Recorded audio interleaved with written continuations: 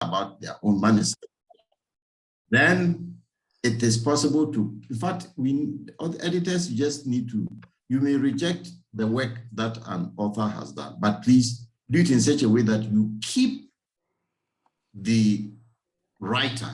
You may not publish their work, but just remember that that person would need to write some more. And anytime a writer passes through your hands as an editor, you've got to just realize that for all you know, the Lord wants you to develop this author and not destroy their viewpoint or destroy their mentality because of that.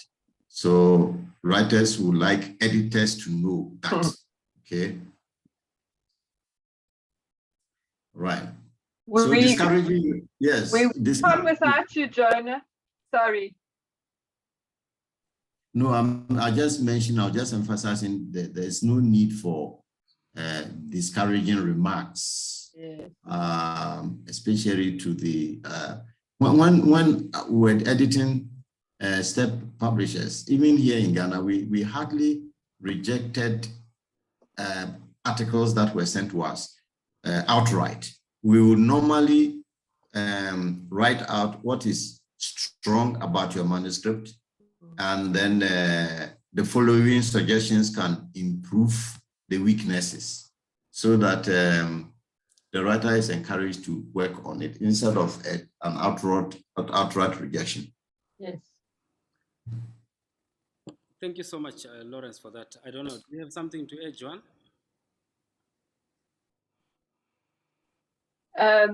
No, nothing from that. We kind of jumped ahead. We lost you, and then we kind of jumped ahead a little bit in our discussion and answered a couple of the questions that were on the Q&A section.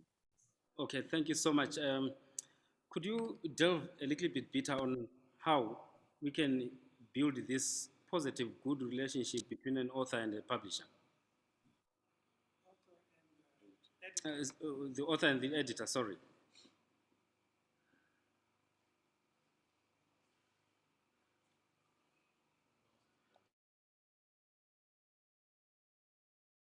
I think it depends on the writer. I think it's very much like every relationship. You know, all relationships are different. So I think every editor will do that differently, and they'll have to work maybe quite individually with the writer. And I don't think there's a sort of a one size fits all in that regard. I think for me,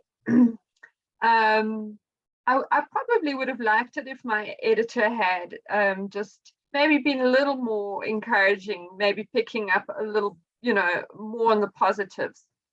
She often, you know, she kind of honed in quite a lot on the negative, which was good. I mean, that's where all the work needed to be done. But also just to affirm, you know, what I was doing right. I think that would have helped a lot. And yeah, I just think I personally might have liked if it hadn't been, it was a very strictly professional kind of relationship, you know, so I kind of would have liked to maybe get to know each other a little bit of a deeper level, maybe, like, but I don't know, that was just me personally. I would have, you know, maybe like to talk a little bit more about who we were as people. But because we worked together for a long time, and it would have been nice to get to know her in a little bit of a deeper way, but that never really happened. So I don't know, that was just maybe what would have helped me. Well, I believe she's still there and you are still here, so I'm sure whatever line of communication is good. Now, you know that relationship building is quite a challenge everywhere. We have very difficult authors as well, writers. just as we have those difficult editors as well. So I think that the moment you have to begin to work with an editor, you just take it that here is an opportunity that has come for you to get to know, somebody else. One of the things I try to avoid is arguments. Arguments is part of relationship building.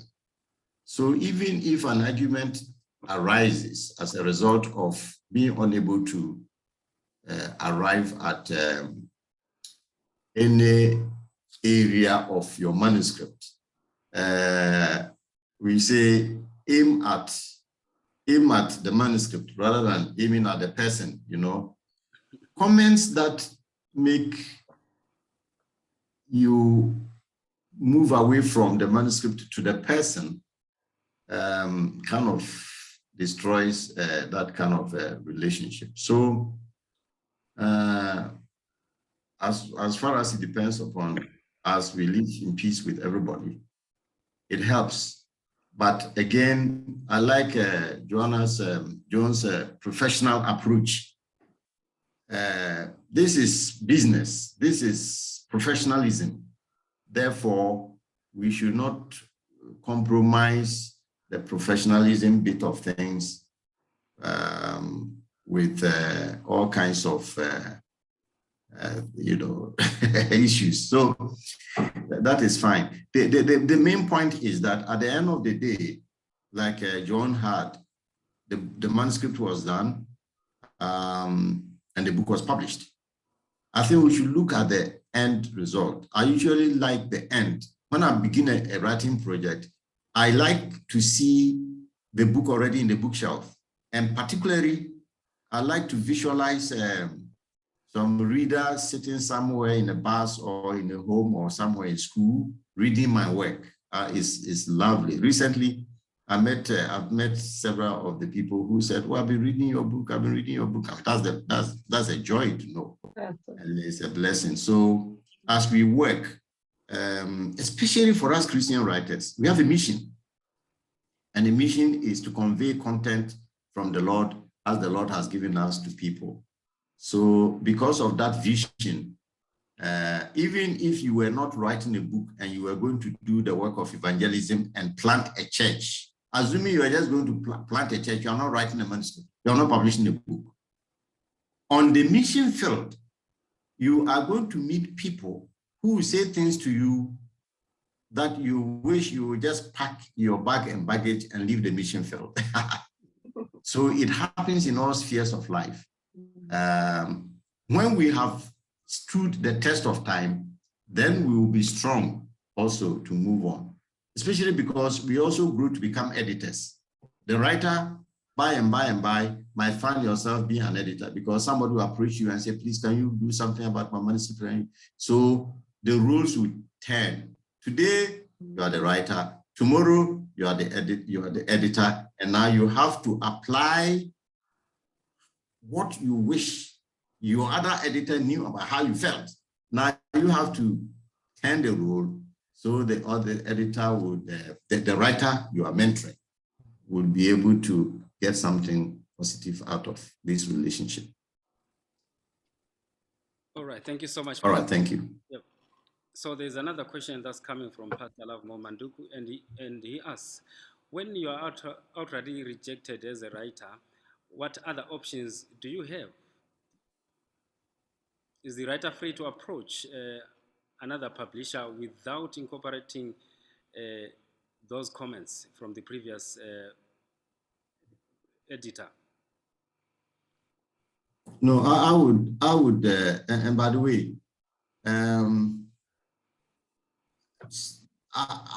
I've read about authors who have submitted their works to more than 20, 30 different publishing houses. In fact, John Grisham, I read John Grisham, and he sent up to about 49 publishing houses with his first manuscript, the firm. Okay. Even then, the publisher said, "Oh, let me try you and see," and they published 5,000 copies. You know now, Joe Grisham has written so many books, and every one of his books sells in the millions. So yes, the opinion of one editor is not the final word. So if one publisher outrightly rejects your manuscript, go to another one, and then another, and to another. The problem is, for the author, by the time you send your manuscript to about 5 people, you think it's done, you won't do it again. No. I just told you the story of somebody who sent it for 49 publishing houses. You see. So don't give up. That's it. Don't give up. And once you don't give up, there will be a publishing house down the road that will accept it. But of course, do listen to the suggestions that came from the other editor and see whether it can help you to improve. A manuscript can always be improved upon. So incorporate those suggestions and then continue to be marketing your work. And that's one of the weaknesses we have here in Africa from writers. The ability to approach publishing houses with your manuscript is one of your jobs and your calling as an author. Once you've developed a content, please don't leave it in your house. Just keep sending it out and out and out. Multiple submissions is allowed. Just that be cautious, because the moment you have one publisher accept your manuscript, then you have to discontinue the process and tell all the others that your manuscript has been accepted. But otherwise, I think it is critical that what we write should see.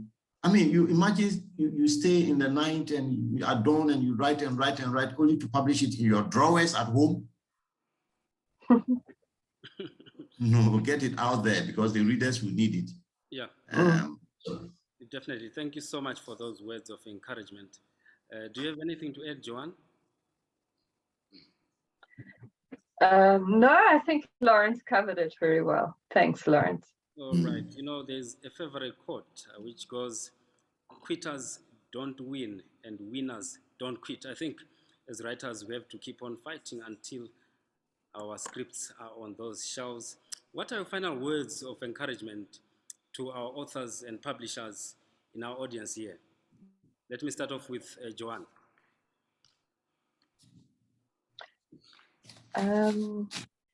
Yeah, I would just say, you know, for me, I just write because I get such joy out of it. And I think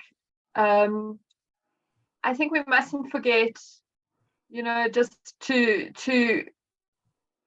just revel and enjoy the process. I mean, God is a creative God, and He has, you know, given us creativity. So I love, that's why I think I love the writing process the most. I don't love the editing process, and I don't love the publishing process. It's the writing for me that is such a joy, because that's where I just get to explore this creativity.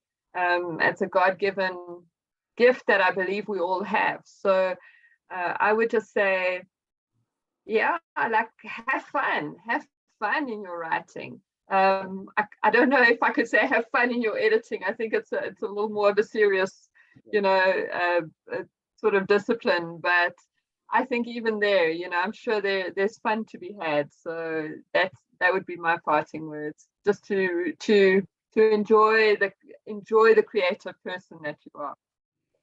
Wow, we have to enjoy the creative process. Yeah. No, Joan. Yes, okay. I enjoy rewriting. Oh, sorry. I enjoy the editing part. I enjoy editing my own work, you know, because it gives me the opportunity to make it better. I mean, typing and so on. Now, my parting word is that why are you in this workshop? Or either in person or maybe online? Why did you spend so much time and energy and resources to be in this workshop? Couldn't you have been somewhere else doing some other things? And I want you to follow that passion. It will be of little value to go home and not put the things you are learning at the workshop into practice. Recently, an author saw our signboard in the office because we have advertised that we do training. So he asked to come into our training. So I asked him, have you written anything? He said, no. And I told him something which I told him that we don't train writers who have written nothing. You see, the joy of just sitting in a conference or, you know, is nice. The fellowship is nice, but go home and write. And I seriously meant it when I said that we do not train people, we don't train writers who have written nothing. If indeed you have the flair for writing, it would have shown up whether you went to a workshop or you went for training or you had a mentor or nothing. But definitely it would have shown up. And I want to encourage people to keep on writing. Don't say, when I come on retirement, then I will write. It is an illusion. It is a fallacy. It will amaze you that retirement in itself does not offer the strength for your writing. Start writing now.